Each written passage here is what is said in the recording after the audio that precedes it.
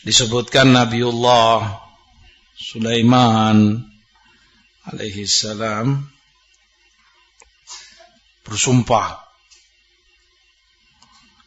wallahi la atufanna al-laila ala jami' nisa'i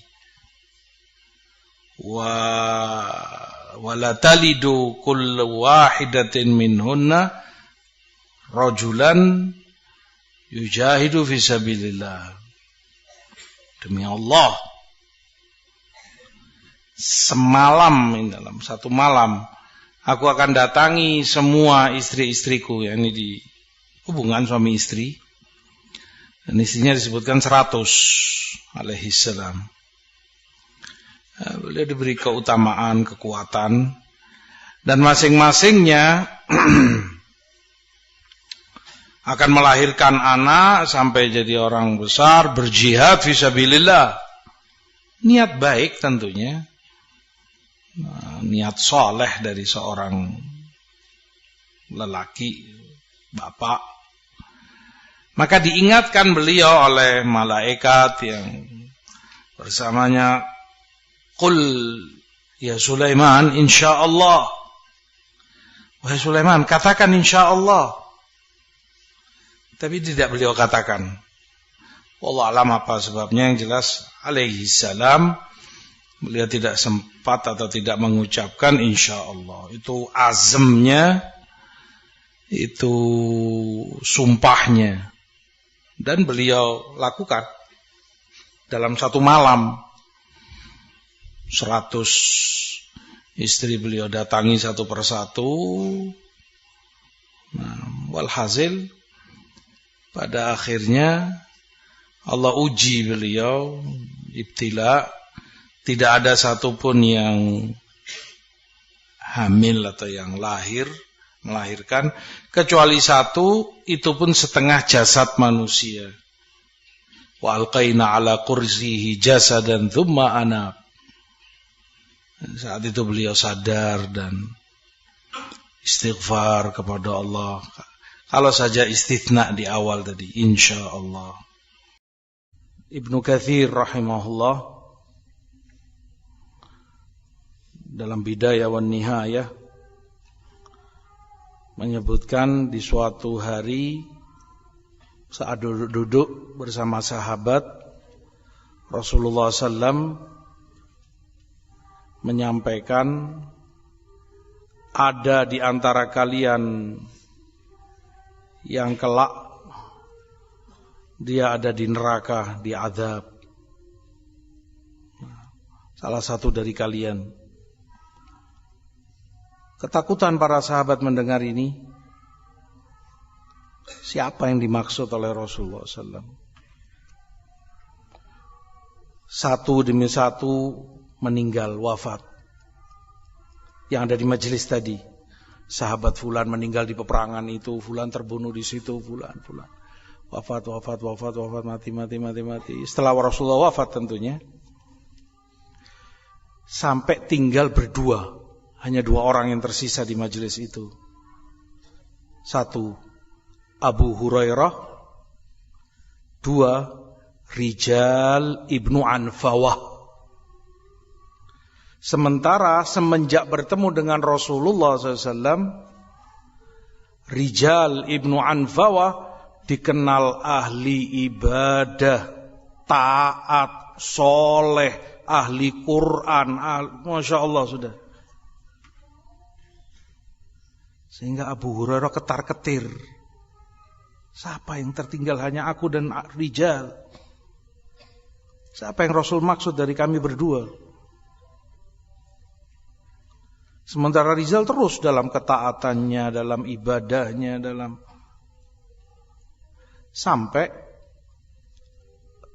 terjadi fitnah kemurtatan di Yamamah, Yaman, Musailamah al-Kadzab.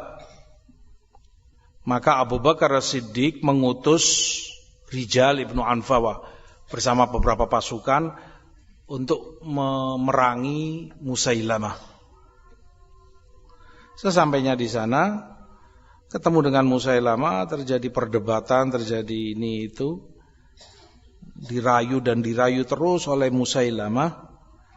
Janji Musailamah kepadanya, kalau kamu bersamaku, mendukung aku dalam kenabian ini, kalau aku berhasil nanti, setengah dari segala yang aku miliki, kekuasaan untukmu, harta dan lain sebagainya.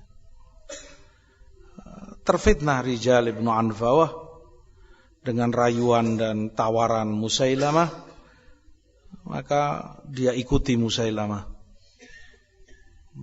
Sampai kemudian diperintah oleh Musailamah, kamu keluar ke sana, ke umat, sampaikan bahwa aku ini bersyarikat dengan Muhammad SAW.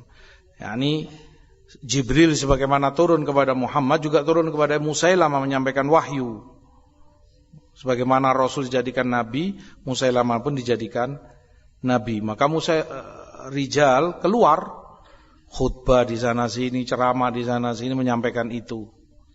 Fitnah, kata Ibnu Katsir, fitnahnya Rijal ibnu Anfawah jauh lebih dahsyat dari fitnahnya Musailamah.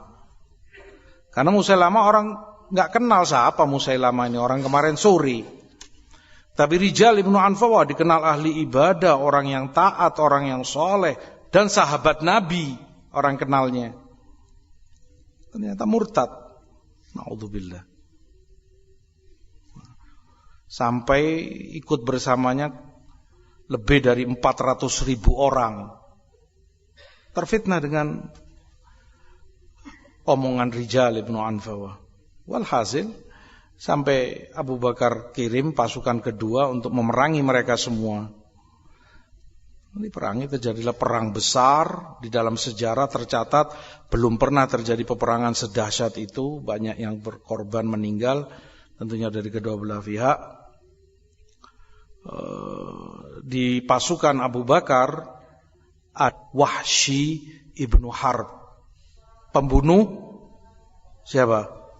Hamzah, paman Rasul SAW. Wahsy Islam sebelum Rasul wafat, menyatakan keislamannya, syahadat. Cuman Rasul sudah kecewa berat dengan Wahsy. Hamzah sangat dicintai oleh Rasulullah. Maka kata Rasulullah, aku tidak ingin melihatmu. Ini jangan di Madinah. Kamu Islam ya alhamdulillah, kamu beriman alhamdulillah, tapi jangan di hadapanku.